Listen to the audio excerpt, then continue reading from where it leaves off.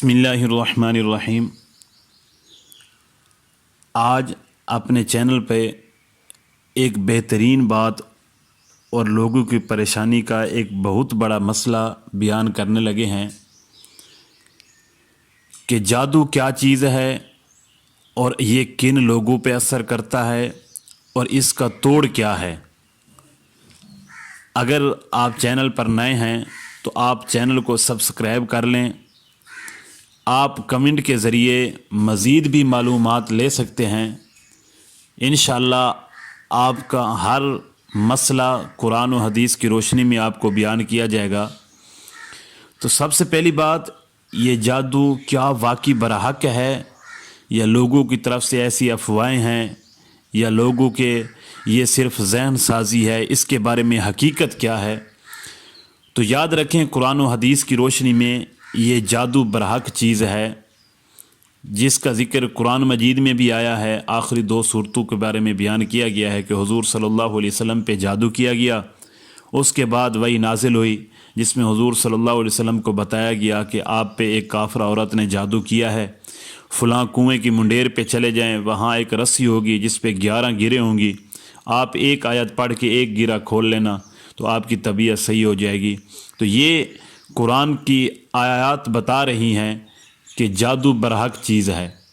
और फिर ये किन लोगों पे असर करता है, कौन लोग इससे महफूज रह सकते हैं, उसके बारे में ये है कि मारिफुल कुरान में मुफ्ती शफ़ी उस्मानी साहब रहमतुल्लाह अलैह ने इसकी वज़ाहत की है कि ये अमूमन एक कुफ्रिया फ़ेल है, यानी ये इस तरह का काम कोई काफिर लोग ही करते हैं।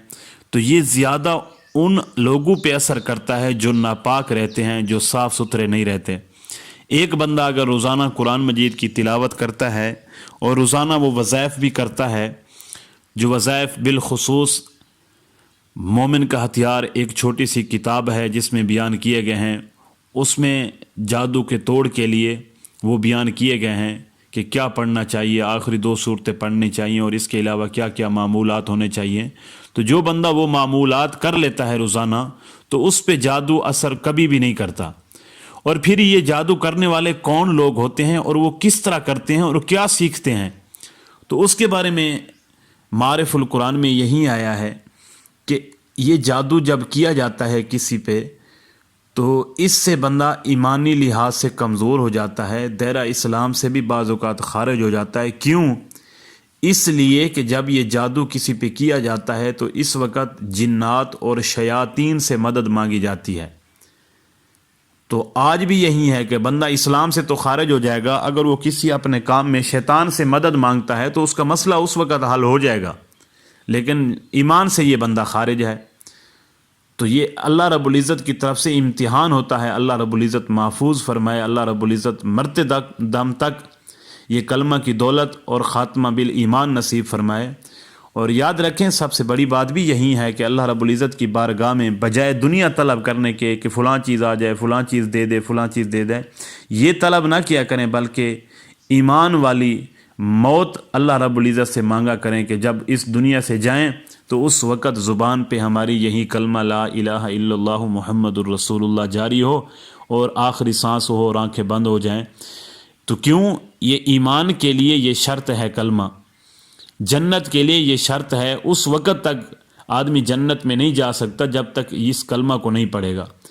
तो इसलिए जब वो शयातीन से मदद मांगता है उस वक़्त उसका ईमान अंदर से ख़त्म हो जाता है। तो इसलिए जादू अमूमन ज़्यादातर वो लोग करते हैं जो ईमान के लिहाज से बिल्कुल फारिग होते हैं, ज़ीरो होते हैं। और फिर ये असर उन लोगों पे करता है। अब जादू करते इसी तरह हैं, जैसा कि बता दिया है, वो शयातीन से मदद मांगते हैं कि फ़लाँ काम हमारा हो जाए। तो उसमें क्योंकि ईमान से जब ख़त्म हो जाते हैं और काफिर के लिए आखिरत में कोई हिस्सा नहीं है, उसके जितनी भी नेकियां हैं उनका बदला उसको दुनिया में ही दे दिया जाएगा। तो इसलिए जो वो मांगते हैं, क्योंकि आखिरत में उनके लिए कोई हिस्सा नहीं है, तो उनको जो मांगते हैं दुनिया में अता कर दिया जाता है।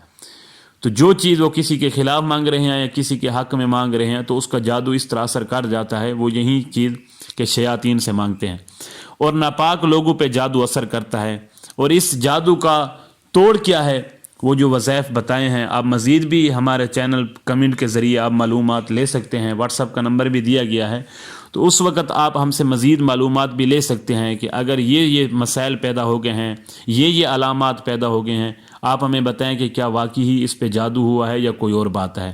باقی انشاءاللہ آنے والی ویڈیو میں ہم یہ بیان کریں گے، یہ تو جادو کے بارے میں مسائل تھے، اگر کسی پہ جنات وغیرہ ہوائی مخلوق کوئی اثر کر رہی ہے تو اس کے بارے میں کیا توڑ ہے، اور قرآن و حدیث کی روشنی میں اس کی حقیقت کیا ہے۔